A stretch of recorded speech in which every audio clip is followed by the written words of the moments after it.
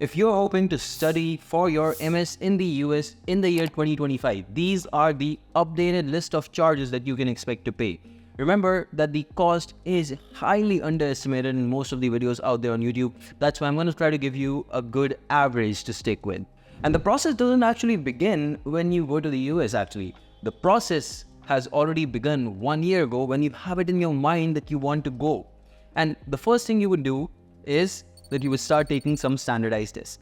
In most cases, these tests would be something like, for instance, GRE or GMAT. Let's assume that you're going for an MS and you would need the GRE. So the first thing you pay for is the GRE test, simply because it's a requirement by many of the universities. And over here itself, you're spending somewhere around 22,500 rupees. On top of the GRE, you may also actually need to take a language test, which actually is required in almost 100% of the cases. So you'll either take up the TOEFL, IELTS or Duolingo. Let's say that you take the most popular one in the US, which is the TOEFL. In that case, you incur a charge of somewhere around 16,900 rupees again. And if you're wishing to study for these tests and, invest in some study material, you're probably spending 10,000 again over there. Not only this, when you get the score, you actually have to pay to send these scores to the universities as well. And this charge is 15,000 rupees approximately in most cases. That's what you're spending even if you're applying to 10 universities, that's approximately. And I know that many of the cases, there are some free score reports involved as well, and you'll send it to certain universities for free. But for the rest of the universities, you'll still end up paying close to 15,000 rupees. So up till now, just on this testing and sending these scores to the universities, you've spent somewhere around 65,000-70,000 rupees already. After this, the major expense that comes in is the application fee of universities. Let's say you're applying to 10 universities. Let's assume the average application fee is 7,000 rupees per university. And if you're applying to 10 universities, that means you're paying 70,000 rupees just to apply to these universities for consideration for admission. Now remember, if you're smart, you would have seen my video on application fee waivers. In this video, I've actually given you some special application fee waiver codes which are not announced publicly. To most counselors, they don't even have access to them, and hence, for these top universities, you can actually end up getting waivers through this video, so you can save some of these 70,000 rupees out there. After you get the admission, generally, the next expense is of the visa. You need to get the F1 visa in most cases. Now, the first fee involved over here is the MRV fee. That's $185, and that comes up to somewhere around 15,500 rupees in itself. But there's also a government service fee, essentially, to create a service, student track record in the US database. And that one is actually $350, which means you're spending 30,000 rupees over here on this process again. Total on the visa, you're spending close to 45,000, and this is assuming that you have not taken up any of the counseling services. Number 4, your flight expenses. Again, flights can be very costly at the time of the year that you have to fly to, but I'm going to assume, even in the worst case scenario, in many cases, you're spending somewhere close to 75,000 rupees from wherever you are to go to the US, to that destination. Can be a little bit up or down, but more or less within this charge, you should be fine. In off season, you can even fly in just as good as 40,000-50,000 rupees. But in such seasons, you've got to account for a little bit extra. Next comes the biggest and the most major expense, and that is the tuition expenses. So now you're going to pay the university the tuition, right? Now, this is the biggest expense of them all. If you're smart, you would have gone for some of these schemes that, again, if we help you, we can even help you get in-state tuition in many of the universities. That's also a possibility, actually, in certain cases. Yes, even for international students. So you might actually be spending just about 10-15 lakhs. But in most cases, the average range is from 10 to 50 lakhs. That means it can even go up to 70-80 lakhs in certain degrees. But in most cases for MS, it generally is within the range of 10 to 50 lakhs per annum.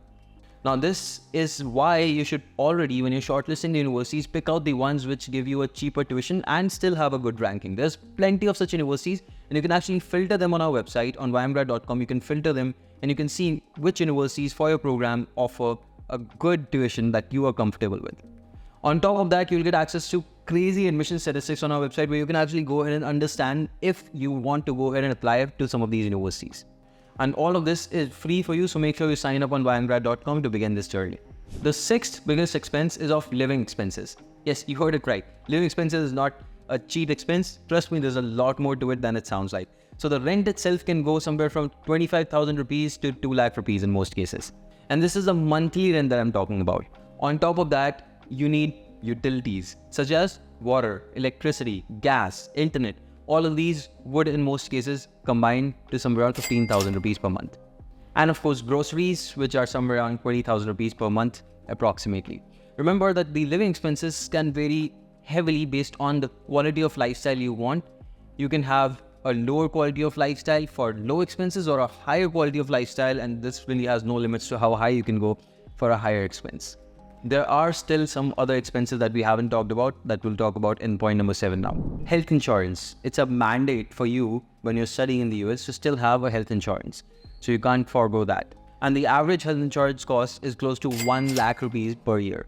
There are certainly some cheaper options, some areas where you don't even have to pay for it. It's as good as free for you.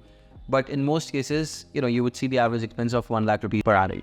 And of course, finally, there's still transportation expenses. Maybe you live a little bit farther from the university. Maybe you want to go to the closest Walmart and get some stuff. And you might want to travel from here to there. And hence, you might actually be spending just 5 to 10,000 rupees traveling, even if sometimes you're using public transport on a daily basis.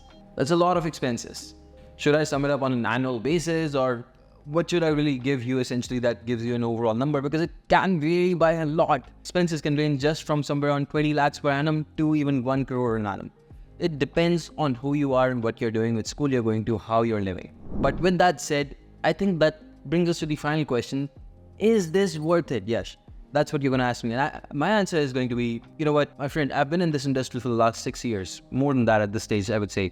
And I've seen and helped thousands of students go to countries like US, many countries within Europe, UK, Australia.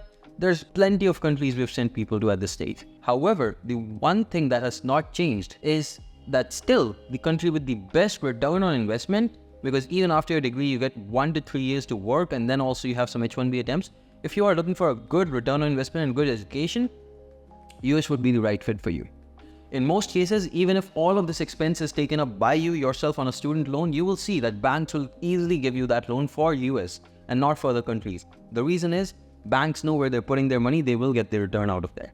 That is it. The banks know that this investment is not going to be an NPA. The reason is that you, my friend, will be able to go ahead and do it. So if the banks believe in you, and trust me, it's the bank's money, they're not going to be emotional about their decision. Either they'll give it to you if you're going to a decent university, or they won't.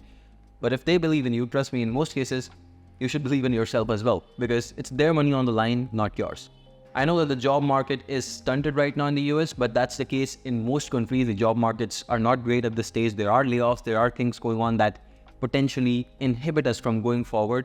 But to me, think of this as an opportunity. Go ahead right now, because in the next 2 years, the market will stabilize, and at that stage, hopefully, you will have already studied there. That's the total cost of studying in the US, and that's my decision on whether you should take this leap or not. For more such content, make sure you connect with me on Instagram. There's a lot more like this. And of course, I look forward to seeing you in future videos, so make sure you subscribe to the channel. Until next time, goodbye and take care.